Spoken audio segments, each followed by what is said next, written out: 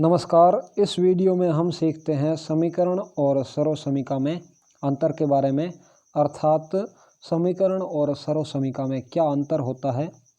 जैसे उदाहरण के तौर पर ये a प्लस बी का होल स्क्वायर बराबर a square plus 2ab plus b square, ये है एक सर्वसमीका।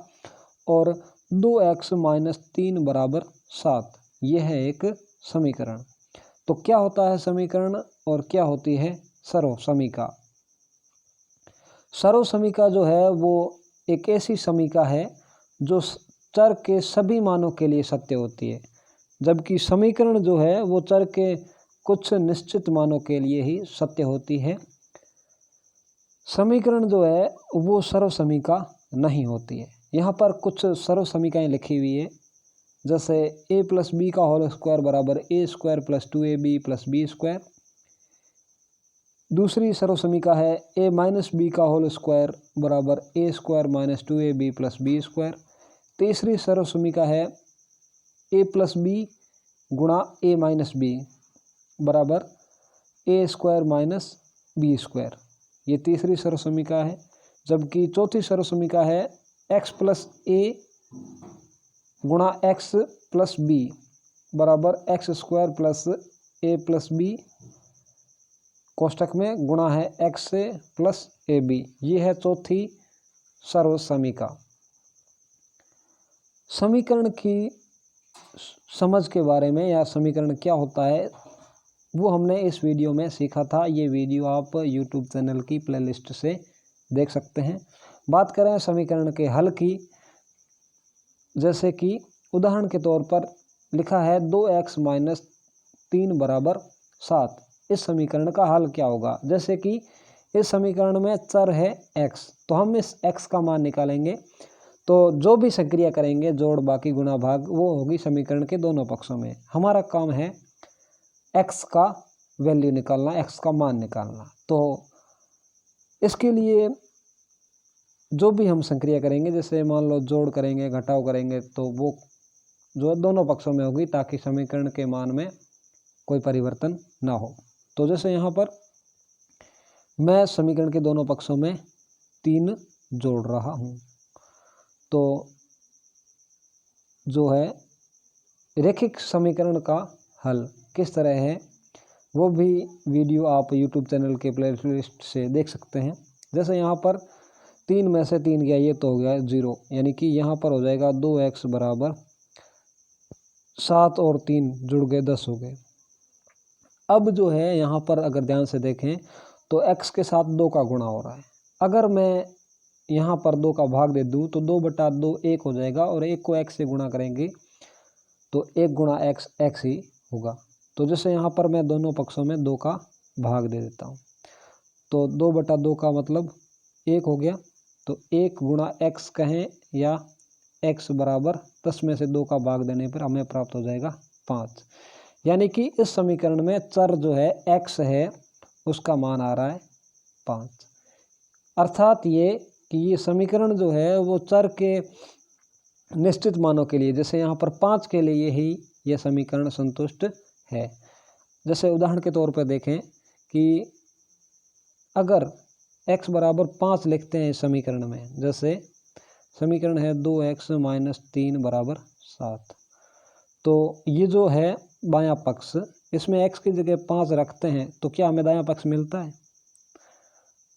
तो ये गुणा होगा, 2 पंजे 10, 10 में से 3 घटता है तो हमें मिल जाता है 7, जो कि दाएं पक्ष के बराबर है। तो इसका मतलब ये हुआ कि समीकरण जो है वो चर के निश्चित मानों के लिए ही संतुष्ट होता है, और जबकि सर्वसमीका है वो जो है चर के सभी मानों के लिए सत्य होती है, और समीकरण चर के कुछ निश्चित मानों के लिए ही सत्य होता है, जैसा कि हमने अभी देखा है। अब हम कुछ सर्वसमीकाओं को लेते हैं। जैसे कि पहली सर्वसमीका है ये a प्लस बी का होल स्क्वायर बराबर a square plus 2ab plus b square. अब इस समीकरण का निर्माण कैसे होता है हम देखते हैं। जैसे a प्लस बी का होल स्क्वायर है, तो हम इसे अगर सरल करेंगे तो इस तरह से होगा a प्लस बी का होल स्क्वायर, यानी कि a प्लस बी जो है वो 2 बार गुणा हो रहा है, तो a प्लस बी गुणा a प्लस बी, इस तरह से। अब जो है बीजीय व्यंजकों में हमने गुणा में सीखा है a का a से गुणा, यानी कि a स्क्वायर, फिर a का b के साथ गुणा, a का b के साथ प्लस का ab, b का a के साथ गुणा, इसे ba लिखें या ab लिखें, क्योंकि गुणा में जो है वो संख्याओं का या अक्षरों का स्थान परिवर्तन करने से कोई मान में परिवर्तन नहीं आता, गुणा और जोड़ में। जैसे अगर मैं उदाहरण के तौर पे कहूँ कि 4 प्लस 3 का मान भी 7 होता है और 3 प्लस 4 का मान भी 7 होता है। और अगर ये गुणा में देखें 3 गुणा 4 भी 12 होता है और 4 गुणा 3 भी 12 होता है। तो गुणा में और जोड़ में संख्याओं या अक्षरों का क्रम बदलने से कोई मान में परिवर्तन नहीं आता। तो जो है ये बी ए लिखा हुआ बी ए, इसे मैं लिख देता हूँ ए बी के रूप में, तो प्लस ए बी, फिर बी का गुणा बी के साथ, यानी कि बी स्क्वायर।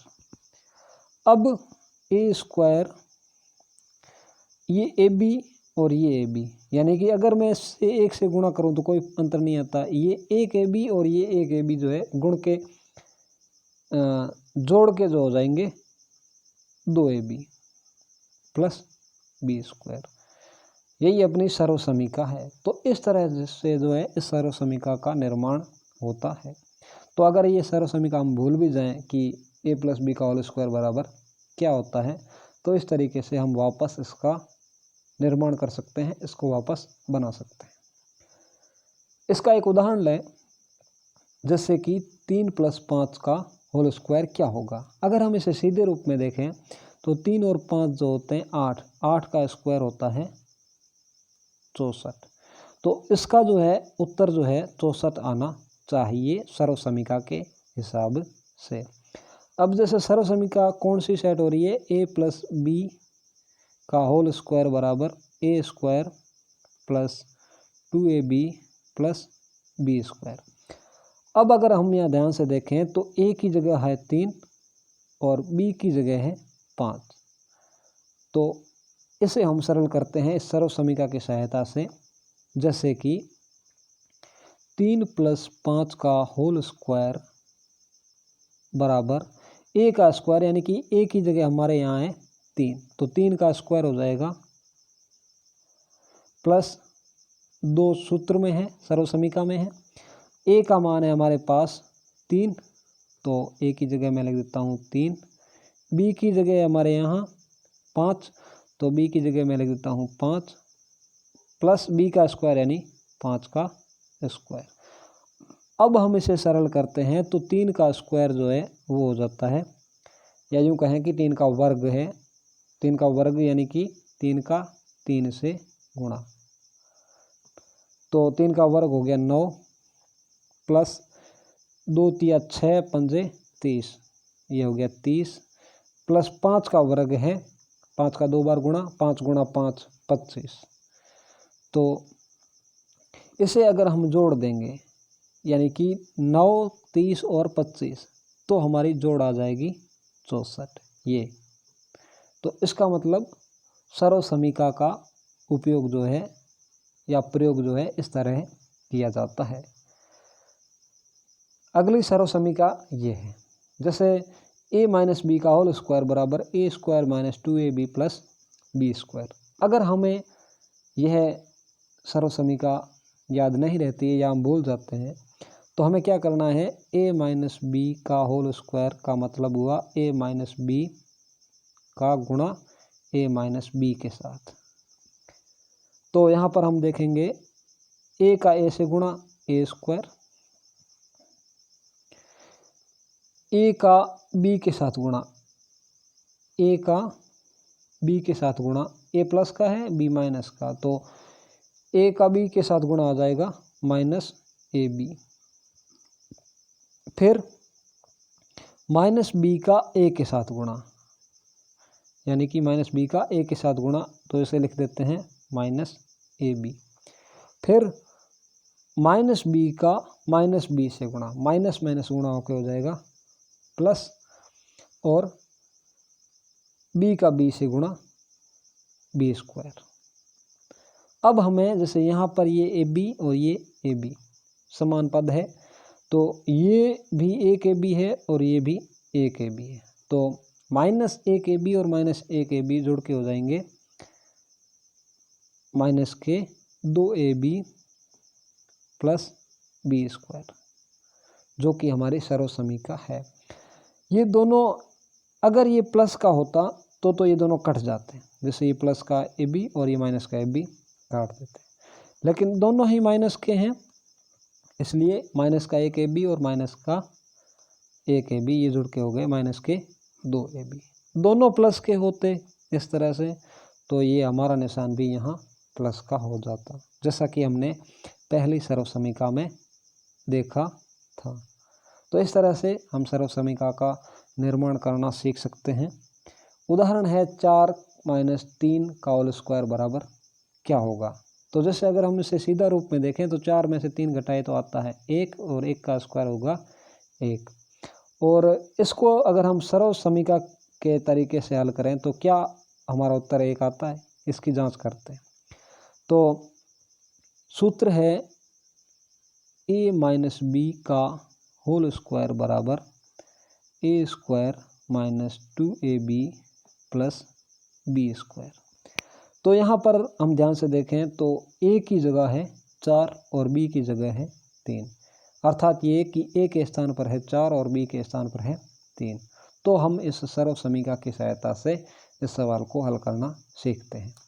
तो ए के स्थान पर है 4, तो 4 का स्क्वायर यानी कि 4 का वर्ग माइनस 2 सर्वसमीका वाला।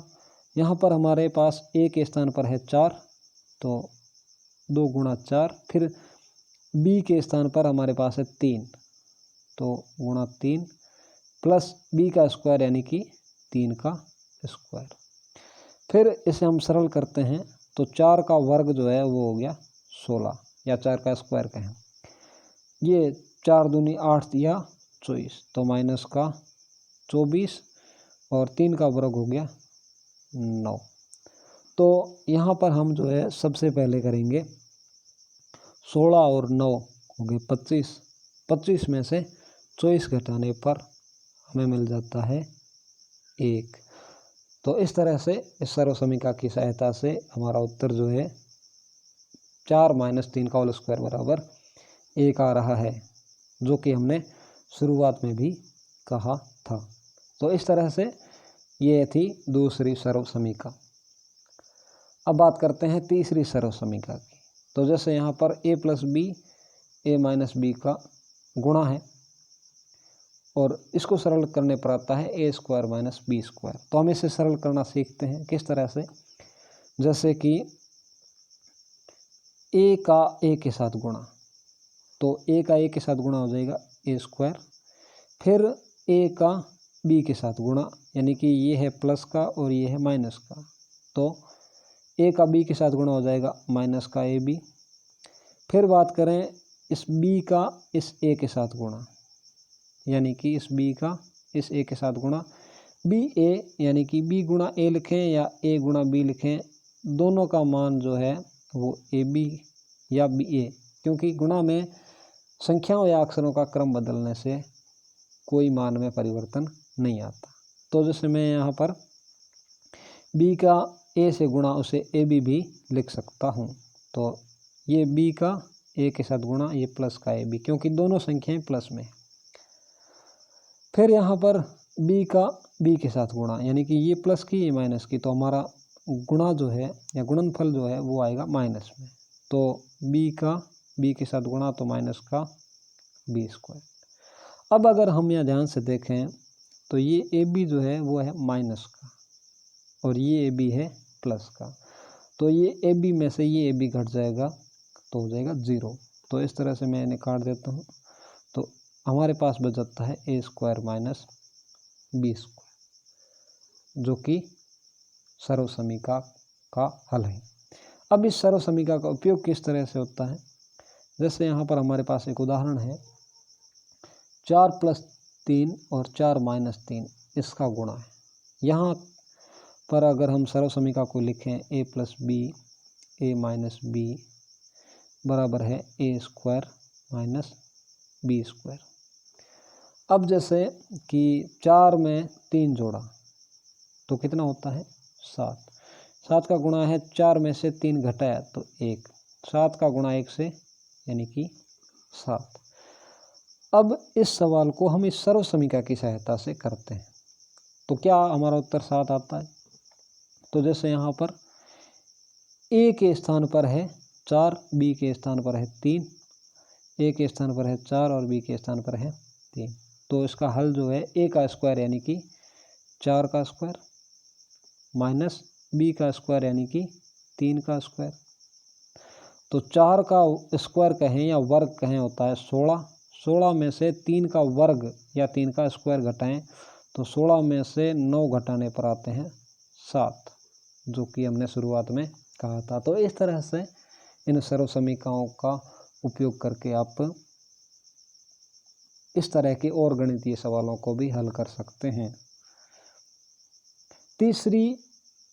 चौथी सर्व समीकरण है x + a गुणा x + b बराबर x² + x कोष्टक a + b + ab। इसका निर्माण किस तरह से हो रहा है वो भी हम देखेंगे। तो x का x के साथ गुणा, अगर इसे हम ध्यान से देखें तो होगा x² यानी कि x का 2 बार गुणा, x की घात 2। फिर अगर हम देखें x का b के साथ गुणा तो इससे हम x गुणा b लिखें या b गुणा x लिखें कोई फर्क नहीं पड़ता। फिर अब यह x का इन दोनों के साथ गुणा हो गया, अब a का इन दोनों के साथ गुणा कर दें यानी कि a का x के साथ गुणा ax, फिर इस a का b के साथ गुणा तो ये हो गया ab। अब ये x² प्लस, अगर हम ध्यान से इन दोनों पदों को देखें तो यहाँ x कॉमन आ रहा है यानी कि x दोनों में है, x दोनों में है। तो मैं जो है x को कॉमन ले लेता हूँ यानी कि बाहर उभयनिष्ठ ले लेता हूँ। तो उभयनिष्ठ लेने के बाद x जब बाहर आ गया तो यहाँ बच जाएगा b, तो यहाँ बच गया b और ये है प्लस, और x जब बाहर है तो यहाँ बच जाएगा a, तो यहाँ मैं लिख देता हूँ a + ab।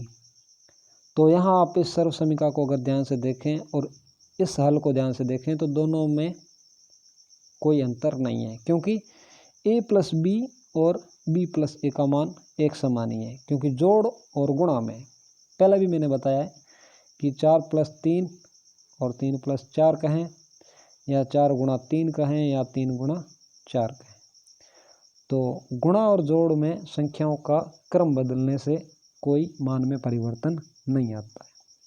परिवर्तन आता है घटाव और भाग में। जैसे उदाहरण के लिए देखें तो 4 में से 3 घटाओ तो हमें मिलता है 1, और अगर मैं 3 में से 4 घटाऊं तो हमारा उत्तर 1 नहीं -1 होगा।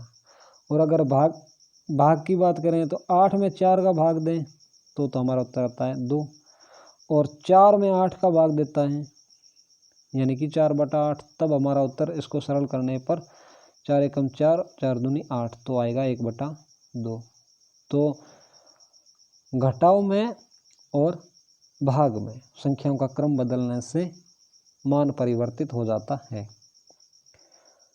अब देखते हैं इसका उदाहरण। जैसे कि हमारे पास सर्व समीकरण थी x + a x + b बराबर था x² + x common a + b + ab। तो अगर हम इसके मान की बात करें, सीधा मान क्या आएगा, तो 4 में 3 जोड़ते हैं तो हमारे पास आता है 7। इसका गुणा हो रहा है 4 में 5 जोड़ने पर आता है 9, तो 7 का 9 से गुणा 63। तो हमारा उत्तर जो है वो 63 आना चाहिए इस सर्व समीकरण की सहायता से भी। तो हल करते हैं इसे।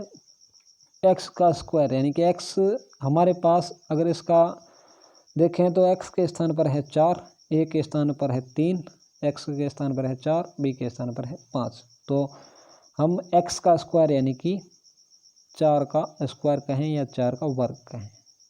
फिर एक्स का स्थान पर है 4, ए के स्थान पर है 3 और बी के स्थान पर है 5, प्लस ए के स्थान पर 3 और बी के स्थान पर है 5। तो इसे हम सरल कर लें तो 4 का वर्ग हो जाएगा 16 प्लस 3 में 5 जोड़ा 8 और 8 का जब 4 से गुणा होगा यानी कि ये प्लस 3 का 5 से गुणा 15।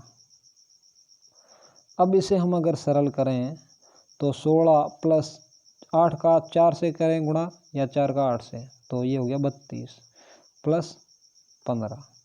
तो 32 और 16 हो गए 48 प्लस 15 यानी कि 63। तो इस सर्वसमीका की तरह भी या इस सर्वसमीका के तरीके से भी हल करने पर हमारा उत्तर आ रहा है 63। तो इस तरह से हमने इस वीडियो में समीकरण में और सर्वसमीका में मुख्यतः अंतर क्या होता है और 4 मुख्य सर्वसमीकाओं को हल करना सीखा।